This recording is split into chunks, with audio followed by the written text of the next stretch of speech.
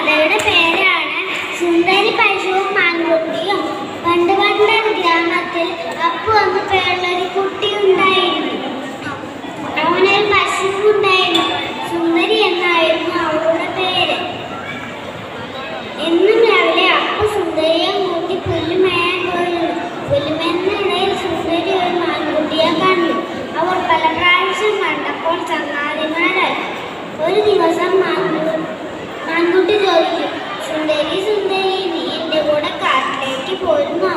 അവിടെ ധാരാളം പഴങ്ങളും നല്ല നല്ല പൂക്കളും ഒക്കെ ഉണ്ട്.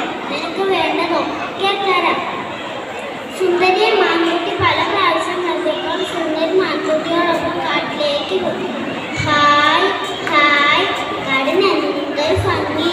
എത്ര പഴങ്ങൾ, ഭംഗിയുള്ള പുല്ലുകൾ. അവരോട് കളിച്ചു മുതലിൽ നിൽക്കുമ്പോഴാണ് പെട്ടെന്ന് ശബ്ദം കേട്ടത്. സുന്ദർ ചോദിച്ചു, മാൻകുട്ടി മാൻകുട്ടി, എന്താണ് ആ ശബ്ദം? മൃഗങ്ങളൊക്കെ പേടിച്ചോടുന്നല്ലോ. കൂട്ടത്തിൽ മാൻകുട്ടിയും ഓടാൻ തുടങ്ങി. ഓട്ടത്തിനിടയിൽ മാൻകുട്ടി ചോദിച്ചു,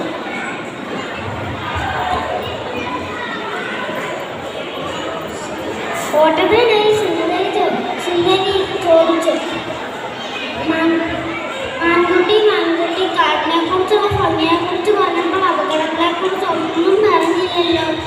അതെന്താ? ഇപ്പോൾ എനിക്കൊരു കാര്യം മനസ്സിലായി.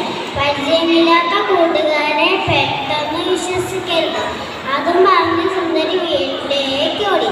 പാവം അപ്പു സുന്ദരിയെ കാത്ത് പഠിക്കാൻ നിൽപ്പുണ്ടായിരുന്നു. സുന്ദരി വന്നപ്പോൾ അപ്പുവിന് വലിയ സന്തോഷമായി.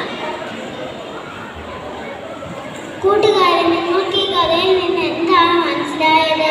പരിചയമില്ലാത്ത കൂട്ടുകാരെ